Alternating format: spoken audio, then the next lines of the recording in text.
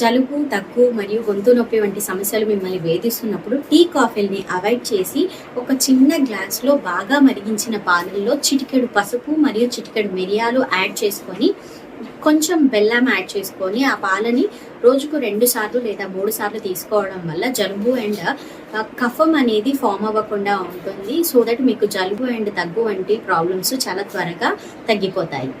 ఈ వీడియో మీకు నచ్చినట్టయితే లైక్ చేయండి అండ్ ఇటువంటి మరిన్ని ఇన్ఫర్మేటివ్ వీడియోస్ కోసం మన ఛానల్‌ని ఇప్పుడే సబ్స్క్రైబ్ చేసుకోండి.